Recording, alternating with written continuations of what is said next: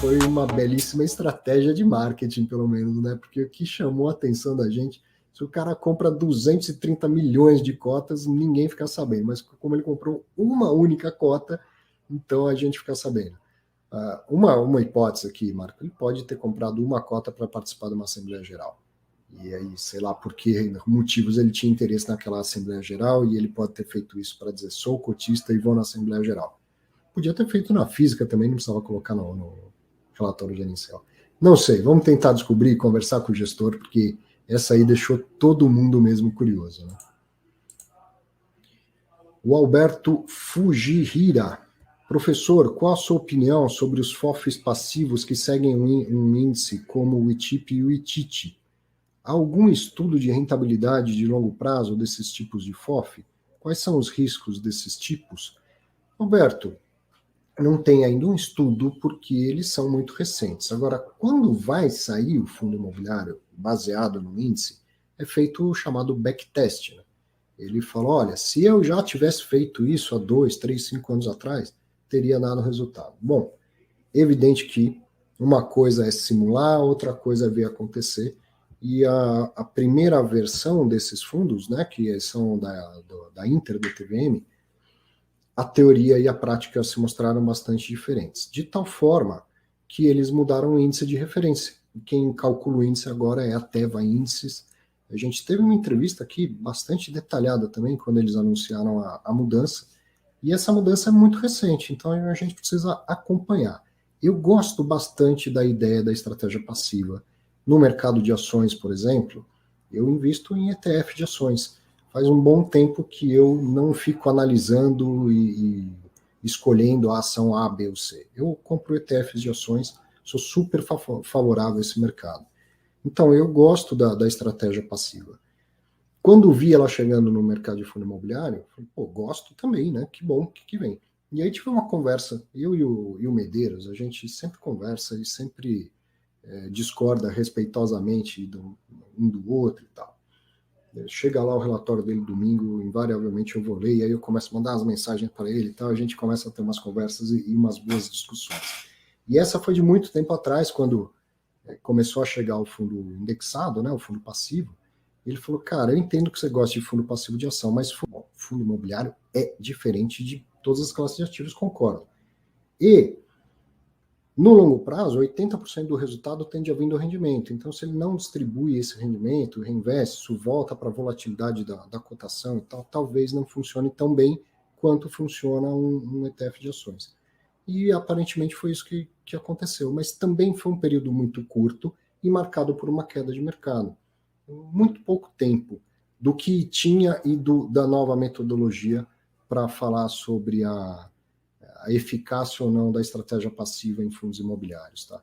Mas eu acompanhei com curiosidade, com interesse por aprender e ensinar, e eu notei que o que mais se viu foi essa estratégia ser a maior parte passiva, mas com um bom espaço no regulamento dos fundos para o gestor ter uma liberdade para poder ter uma ação ativa na gestão da carteira. Então não dá para dizer ainda, não sei te dizer, a gente precisa esperar, acompanhar mais alguns anos para ver como que é o desempenho desses fundos. Né? Opa, eu também. O Bruno está falando que a gente vai esperar estudo de volatilidade dos fundos imobiliários, das ações nas eleições. Com certeza, faz 4 anos que eu estou esperando para atualizar esse estudo, viu, Bruno? Pergunta do Regis Alves. Arthur Verde Moraes, um fundo imobiliário não precisa ter no mínimo 5 cotistas para não correr o risco de ser desenquadrado? Como fica o caso do XBXO11, que tem apenas um cotista? Caramba, Regis, você me pegou aqui, mas acho que não. O fundo ele tem que ter no mínimo 50 cotistas e ser listado em bolsa para que o cotista seja isento de imposto de renda. E eu não me lembro dessa limitação de ter que ter no mínimo 5 cotistas. Posso estar agora errado, posso estar falhando aqui minha memória, mas eu acho que não tem nenhum problema um fundo ter um único cotista. Se tiver errado, me corrijam, por favor. O Regis está falando que provavelmente ele que se enganou, não tem o limite de 5 cotistas. Eu acho que não tem mesmo, o Regis. Pergunta do Gustavo Vaz. Professor, em 2019, com aquela super alta, o que fez com a sua carteira? Reinvestir em fundo imobiliário ou fazia uma reserva para momentos oportunos? Gustavo, eu investi bem pouco, né? A alta ela foi meio linear, assim, no começo do ano não estava com aquela força toda, foi ganhando força ao longo do ano, até porque a taxa Selic foi caindo ao longo do ano. E então no segundo semestre a alta foi maior, e no último mês, então, foi um absurdo, fechando o ano com 37% de alta. Mas, claro que não foi tudo igual em todos os fundos, todos os setores. Aconteceu principalmente no mercado de logística, uma alta bastante acentuada em alguns fundos de papel. Então, não é que eu não investi ou não reinvesti, mas fui bastante seletivo em quais fundos eu achava que tinha preço ainda para investir. Investi menos do que o normal, numa situação em que o mercado me parece bem precificado. E aí o que aconteceu mesmo é que, no comecinho de 2021, eu vendi 1/3 da minha posição. Muita sorte, óbvio que eu não tinha a menor ideia da pandemia. Que ia cair, eu acreditava fortemente que ia cair, porque tinha subido demais e começa a descolar dos fundamentos da racionalidade, uma hora cai. Só que a gente nunca sabe o timing das coisas, então eu vendi 1/3 da minha carteira, não venderia tudo, não queria ficar sem ter fundo imobiliário, mas vendi 30% da minha carteira de fundo imobiliário. Uma parte eu pus em renda fixa para esperar um outro momento, uma parte eu comprei em fundos de papel indexados ao CDI, e aí veio a pandemia em seguida, e com isso o CDI que estava 6 foi para 2% ao ano. Então essa parte, assim, a venda foi muito bem acertada. A alocação em fundos que eram indexados ao CDI não deu certo, né? Porque o CDI caiu demais. Mas aí que eu falo, eu não vendi nesse momento. Assim, era lógico que o Brasil não ia ficar com taxa de juros a 2% ao ano por muito tempo. E aí agora que o CDI está subindo bastante, em algum momento eu pretendo vender uma parte dessa posição. Eu já tinha fundos indexados ao CDI. Quero vender essa parte que estava lá meio que só esperando por uma outra movimentação e efetivamente fazer essa movimentação.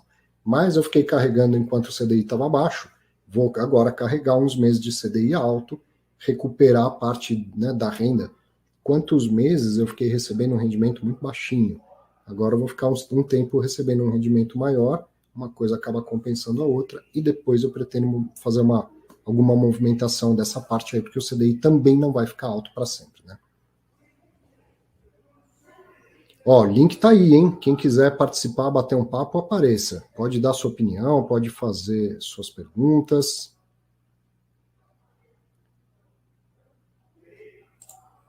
O que o Rafael colocou aqui, que é um comunicado ao mercado do KNCR. O professor poderia ler com a gente um comunicado ao mercado do KNCR?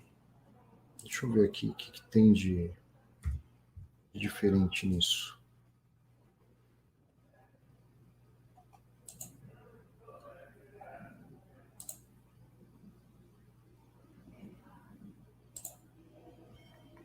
Ué.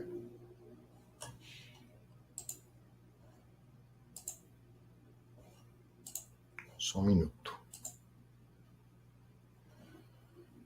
Estou entrando aqui. Para você não ficar olhando para minha cara estática e só para a bandeira do Santos, deixa eu compartilhar a minha tela. Então vamos lá. Clube FI, KNCR 11, Quineia Rendimentos Imobiliários. Vou aqui em comunicados. Comunicado ao mercado. Esse é o mais recente deles, do dia 29/4. Eu não vi. Vamos ver do que se trata. Só deixa eu ver se continua compartilhado isso com você. Não. Então eu vou parar de compartilhar e vou compartilhar novamente.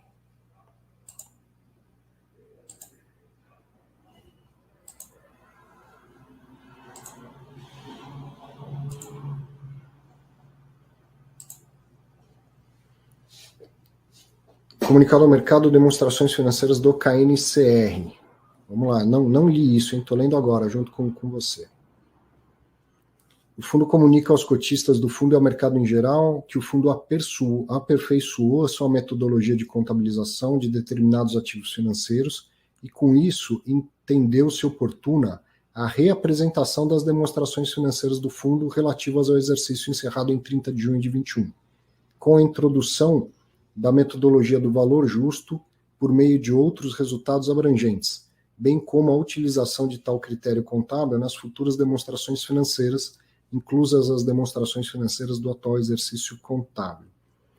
Para maiores informações, recomendamos a leitura das demonstrações financeiras. Uma coisa que é legal que eu tinha esquecido de comentar, inclusive, quando eu estava falando lá dos pareceres, que uma coisa, por exemplo, do parecer com ressalva, um ótimo exemplo seriam justamente os fundos de papel, que você sabe que tem uns que contabilizam de uma forma, outros que contabilizam de outra, e que nenhum ali está certo ou errado, né? Porque não tem uma norma dizendo exatamente o que é certo e o que é errado. Lógico que não é terra de ninguém que pode fazer de qualquer maneira, mas no detalhamento ali tem 2, 3 formas diferentes de contabilizar e nenhuma delas está certo ou errado. Então poderia um auditor independente falar, olha, do jeito que ele está considerando, está certo se ele considerar essa linha, mas a minha linha é outra, eu acho que deveria ter sido contabilizado de outra forma, então vou colocar uma ressalva. Tudo bem. O que me pareceu aqui desse comunicado que você está falando, embora ele esteja bem genérico, é que justamente é um fundo de papel, e eles devem estar mudando esse entendimento de como calcula o faturamento, o lucro e a distribuição do fundo de papel. Isso acontece mais, a dúvida maior acontece mais nos fundos, nos títulos atrelados ao IPCA, quando o fundo tem CRIs atrelados ao IPCA, a dúvida maior é como tratar a inflação. Se eu só distribuo a parte da inflação quando efetivamente ela circula pelo caixa, ou se eu distribuo pelo simples fato de ter recebido por competência essa inflação. Então, virou mês e o CRI deveria me pagar a inflação mais 5% ao mês, por exemplo. Só que eu só vou receber efetivamente isso daqui 2 meses. Então, por competência já é do fundo, por caixa não é, porque não entrou no caixa do fundo. Tem fundo que distribui antes de passar pelo caixa, então ele vai pelo regime de competência e já distribui, e tem fundo que só distribui depois que passa pelo caixa. O KNCR ele é majoritariamente de CDI, mas ele tem um pouquinho de coisas lá que é IPCA. Não posso afirmar definitivamente, mas é bem possível que seja uma mudança em relação a isso, em como tratar o IPCA dentro do fundo. Bem possível. Mas que bom que você me chamou a atenção disso, eu não tinha visto, e vou tentar falar com o Flávio Canho e esclarecer. Tá? Lá na Exame, logo vai ter um papo com o pessoal da Quineia, que já está agendado, e no máximo até lá a gente já tira essa dúvida. Foi bom que você trouxe a dúvida. Vou colocar o link de novo, hein? Segunda semana que não aparece ninguém. Não. Tô bem, graças a Deus. Professor, uma vez aqui eu já entrei na live, né? E foi lá no TRX, a gente conversou um pouquinho, a gente falou sobre laudo de avaliação. E agora, orando o HGRU, eu tive alguns questionamentos, né? É muito interessante a gente ver uma aquisição, uma venda, né? Num valor tão acima do laudo de avaliação, né? Então, a gente, hoje, analisando um pouquinho mais, acho que o laudo de avaliação ele é uma característica, né? Um valor que é estimado por uma empresa, e a gente não pode levar isso tão a ferro e fogo, né? E hoje eu penso, não sei se você também pensa dessa maneira, hoje os laudos de avaliações podem estar um pouquinho desfasados, né? Em virtude de todas as consequências, uma instabilidade econômica, aumento da inflação. Então, acho que pode ser que, consequentemente, a gente veja mais na frente os laudos de avaliações sendo avaliados para cima. O que você acha sobre isso? Bom, vamos lá. O laudo de avaliação ele é uma opinião de valor, né? Ele não é uma etiqueta de preço. primeira coisa que é muito importante a gente sempre ressaltar. É uma opinião de valor, não é uma etiqueta de preço. Se você fizer e eu fizer do mesmo imóvel, cada um de nós vai chegar num preço diferente, né? E ele vai alterar de um ano para o outro? Vai. Mas lembra que eu estou projetando 10 anos de fluxo de caixa e mais uma venda no último ano. Você também. Então, de um ano para o outro não é para ter grandes mudanças. Afinal de contas, a gente buscou projetar 10 anos. Só que no Brasil tem grandes mudanças de um ano para o outro. Quem fez no ano passado tinha uma taxa num patamar muito inferior da taxa que está agora, que também não deveria ter sido eternizada ao longo de 10 anos, certo? Da mesma forma que o fluxo de caixa está projetando para 10, a taxa de desconto também. Você não pega a taxa de desconto de hoje e desconta 10 fluxos futuros. Então, você deveria fazer algum tipo de projeção. Se ele está 2, mas eu estou pensando daqui para 10 anos, quanto que eu acho que vai ser essa taxa de juros? Não vai ser 2, e ninguém, imaginava que seria 12. Tá? Então, perceba que no HGRU, os laudos, os 2 laudos recentes estavam abaixo de 2020, quando foi comprado. Então, já teve uma desvalorização do primeiro laudo, né, o laudo que suportou a compra, para a primeira atualização do laudo, desvalorizou. E aí, agora, a venda foi muito maior.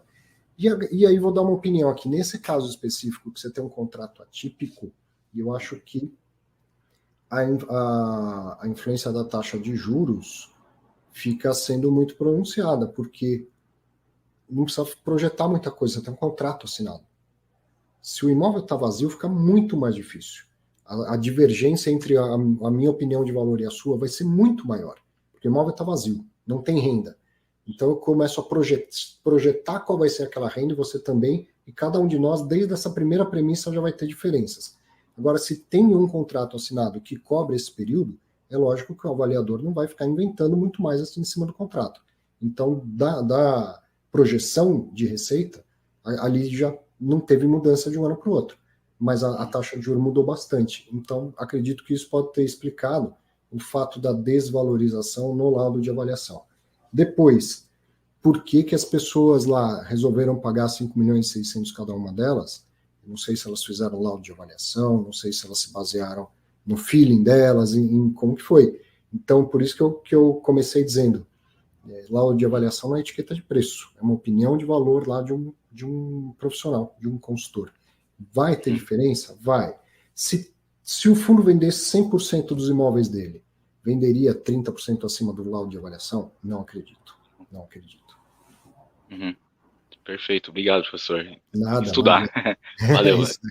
Nada. Um abraço. Vou pegar mais uma perguntinha, depois vou lá fazer um último brinde. Estou aqui, lembra? Estou na casa do meu amigo, né? Comemorando o aniversário dele. Então, Gustavo, não. Gustavo aproveitou aqui. Podemos dizer que o laudo é uma foto do momento? Não. Ele é bastante influenciado por aquele momento, mas o avaliador, ele tem ciência de que ele está dando uma opinião de preço em algo que ele vai basear 10 anos para frente, mas projetar um valor de venda desse ativo. Então, se ele faz do laudo dele uma foto do momento, ele está usando uma metodologia muito equivocada. Tá? Agora, é muita coisa para projetar, vai ter erro. O Damodaran, que é o cara que mais entende de avaliação de ativos no mundo, ele fala, quanto menos variáveis você colocar, melhor, porque você vai errar mesmo. Então, quanto mais coisa você colocar lá, vai ser mais coisa errada para basear a sua opinião de valor. Por que vai errar? Porque ninguém sabe o que vai acontecer daqui a 10 anos, quanto efetivamente vai valer aquele imóvel para vender daqui a 10 anos, mas a metodologia em si é bastante aceita pela sociedade e pelo mercado, certo?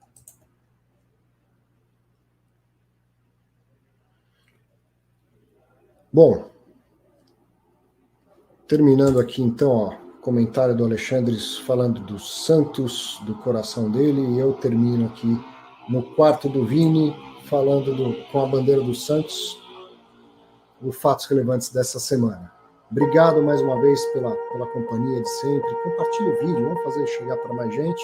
Sábado que vem eu não vou prometer, eu espero que eu esteja na minha